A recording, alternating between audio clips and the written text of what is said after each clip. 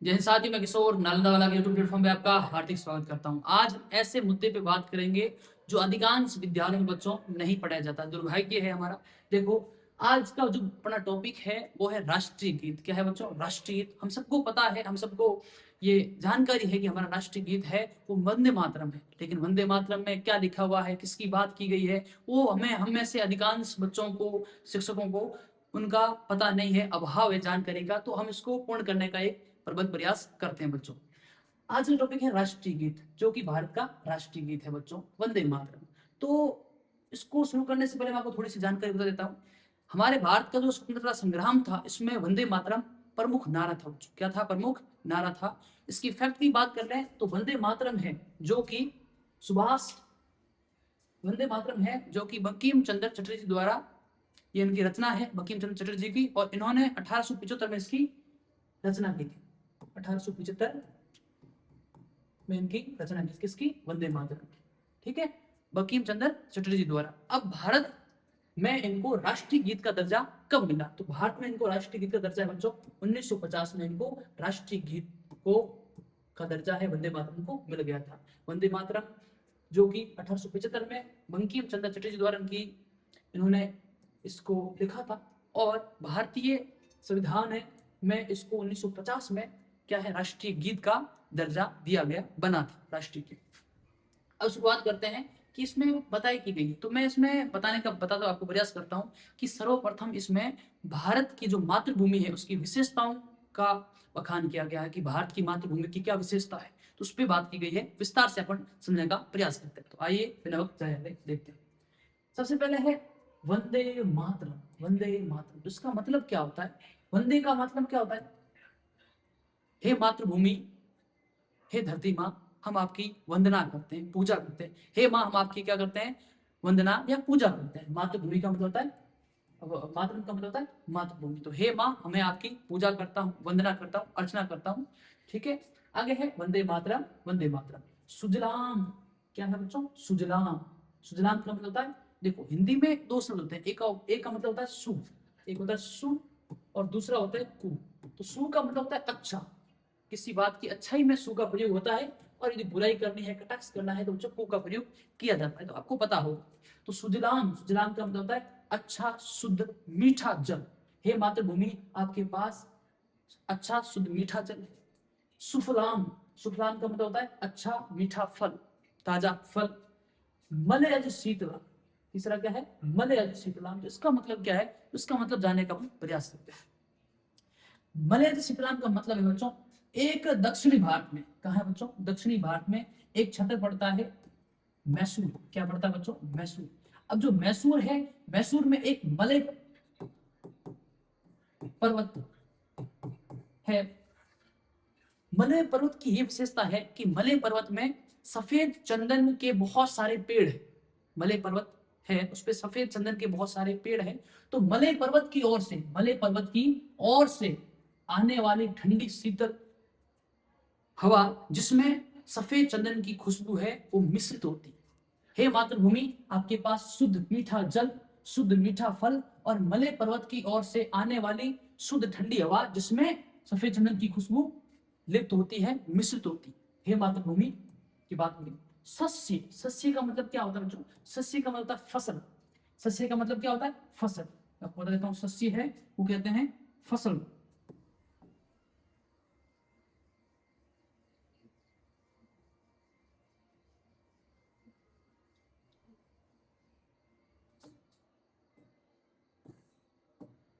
तो सस्य होता है, वो होता है फसल बच्चों। किसे कहते हैं? फसल को हम सस्य से संस्कृत में संबोधित करते हैं, फसल। श्यामलाम, श्यामलाम का मतलब होता है हरी भरी। क्या होता है बच्चों? फसल है वो कैसी होती है? हरी भरी। गाड़ी है हरी भरी, पास पास में फसल है, उसको कहा गया, क्या कहा गया है? श्यामलाम। तो हे मातृभूमि, आपकी जो धरती है, जो आपकी सरफेस है, सतह है, उस पे फसलें, हरी भरी फसलें हैं, वो लहराती है। खेत खलियानों मैदानों में हरी भरी जो फसलें हैं वो लहराती है, और आपकी शोभा है उसको क्या है, बहुत ज्यादा बढ़ाती है, उसमें चार चांद लगाती है। तो ये मातृभूमि की विशेषता बताई गई बच्चों। वंदे मातरम, वंदे मातरम। हे मातृभूमि, मैं आपकी वंदना करता हूँ। क्या करता हूँ बच्चों? वंदना करता हूँ। आगे देखो, शुभ्र।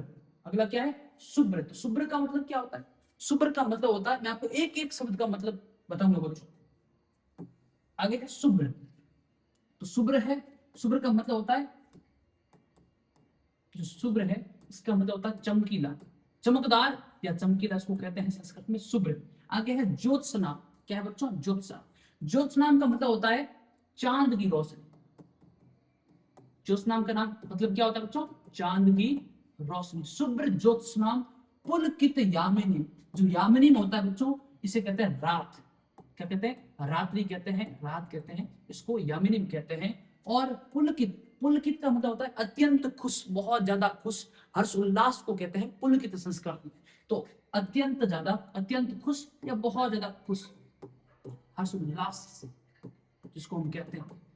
तो हे मातृभूमि, हे मातृभूमि, जो आपके चांद की रोशनी है, चमकीले चमकीले चांद की रोशनी है, ये हमारे मातृभूमि की रात्रि को क्या बना देती है बच्चों, अत्यंत खुशनुमा, हर्ष उल्लास से क्या है, भर देती है बच्चों। चांद की रोशनी है ये, किसे बच्चों, चमकीले चांद की रोशनी है, ये हमारे मातृभूमि की रात्रि को बहुत ज्यादा खुशनुमा कर देती है और हर्षोल्लास से क्या है बच्चों, भर देती है। ठीक है, ये मातृभूमि की विशेषता बताई गई है। आगे है फुल्ल बच्चों, फुल्ल का मतलब किसे कहते हैं, देखो फुल्ल का मतलब होता है, मैं आपको एक एक शब्द बताने का प्रयास करूंगा बच्चों, आप हमारे साथ बने रहिएगा। फुल्ल, फुल्ल का मतलब होता है खिले हुए। फुल्ल का मतलब क्या होता है बच्चों, खिले हुए। फुल्ल का मतलब होता है खिले हुए। फुल्ल कुसुमित, कुसुमित का मतलब होता है फूल, खिले हुए फूल। फुल्ल कुसुमित, फुल्ल कुसुमित द्रुमदल, द्रुम का मतलब क्या होता है बच्चों, द्रुम का मतलब पेड़ पौधे या वनस्पति, पेड़ पौधे या वनस्पति, इसको बोलते हैं ध्रुव। और दल का मतलब होता है समूह। ध्रुव दल का मतलब क्या होता है, ध्रुव का मतलब होता है पेड़ पौधे और वनस्पति को क्या कहते हैं, ध्रुव। और दल का मतलब होता है बच्चों समूह, क्या बोलते हैं, समूह, जिसको ग्रुप बोलते हैं उसको बोलते हैं दल। ठीक है। शोभिनीम, शोभिनीम का मतलब होता है शोभा बढ़ा देता है, शोभा बढ़ा देता है। तो इसका भावार्थ क्या होगा बच्चों, कि जो खिले हुए फूल है, खिले हुए फूल है, पेड़ पौधे या खिले हुए फूल है, ये इनके समूह, खिले हुए पेड़ पौधों के फूलों के जो समूह है, ये हमारी मातृभूमि की शोभा है, उसको क्या है बच्चों, बढ़ा देते। जैसे कोई राजा है, उस राजा के सर पे जो मुकुट होता है बच्चों, वो राजा की शोभा और उसकी प्रतिष्ठा को क्या है, बहुत ज्यादा बढ़ा देता है। कहते हैं ना, चार चांद लग गए बच्चों, उसकी शोभा और प्रतिष्ठा को बहुत ज्यादा बढ़ा देता है। वैसी, वैसे की भांति जो खिले हुए फूल है, पेड़ पौधे वनस्पतियों के समूह है, खिले हुए फूल है, ये हमारी मातृभूमि की शोभा को कहीं ना कहीं क्या है बच्चों, बहुत ज्यादा बढ़ा देते हैं। इसको कहते हैं फुल्ल कुसुमित द्रुमदल शोभिनी। क्लियर हुआ, आशा करते हैं। आगे है सुहासनी, क्या है बच्चों, सुहासनी। तो सुहासनी किसे कहते हैं, इसका मतलब देखो, सुहासनी सुमधुर भाषणी। सुहासनी क्या हो गया, सुहासनी का मतलब होता है, सुहासनी का मतलब होता है अच्छा, सु का मतलब अच्छे संदर्भ में कहा गया है, सु का मतलब होता है अच्छा, हासनी, हासनी का मतलब हंसने वाली। सुमधुर भाषणी, सु का मतलब अच्छा, मधुर का मतलब मीठा, भाषणी का मतलब बोलने वाला। ठीक है, हमारी मातृभूमि जो हंसती है, खिलखिलाती है, मीठा बोल बोलती है, मीठा भाषण देती है, बोल बोलती है, या हमारे मातृभूमि की विशेषता बता रखी है। सुहासनी, मीठा हंसने वाली, मीठा बोल बोलने वाली हमारी मातृभूमि है। ठीक है। आगे है सुखदाम, सुखदाम का मतलब होता है सुख देने वाली। सुखदाम का मतलब क्या होता है बच्चों, सुख देने वाली। वरदान, वरदान का मतलब होता है वरदान देने वाली। क्या होता है बच्चों, वरदान का मतलब होता है वरदान देने वाली। और मातृभूमि का मतलब होता है, मातरम का मतलब होता है मातृभूमि। ऐसी मातृभूमि जो हमें सुख प्रदान करे, वरदान प्रदान करे, ये हमारी मातृभूमि की बात की गई है, उनकी विशेषताओं का बखान कर रखा है यहाँ पे। आगे है वंदे मातरम, क्या है बच्चों, वंदे मातरम। हे मातृभूमि, मैं आपकी वंदना वंदना करता हूँ, पूजा करता हूँ, उसको कहते हैं वंदे मातरम। तो ये जो टॉपिक है बच्चों, ये बहुत ज्यादा इंपॉर्टेंट है, आप इसको ध्यान से पढ़िएगा। अब कुछ विद्यार्थियों में इसमें क्या होता है कि आपको इसकी उच्चारण में दिक्कत आती है, इसको सर बोलते कैसे हैं, आप एग्जैक्ट है बोल नहीं पाते। तो मैं आपको थोड़ा सा बता देता हूं कि इसका सटीक उच्चारण है वो क्या होता है। थोड़ा सा मैं उसके बारे में आपको उच्चारण है वो बता देता हूँ, ताकि आपको दिक्कत ना हो। और ये हमारा राष्ट्रीय गीत है, आपको इसके बारे में पता होना चाहिए बच्चों, कि आप जब भी इसको गाते हो तो आपको पता होना चाहिए कि आप हमारे मातृभूमि की विशेषताओं का गुणगान करते हो बच्चों।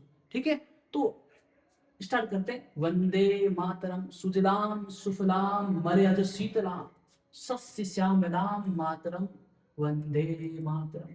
शुभ्र, शुभ्र ज्योत्स्नाम पुलकित यामिनीम फुल्ल कुसुमित द्रुमदल शोभिनीम सुहासिनीम सुमधुर भाषिनीम सुखदाम वरदाम मातरम वंदे मातरम।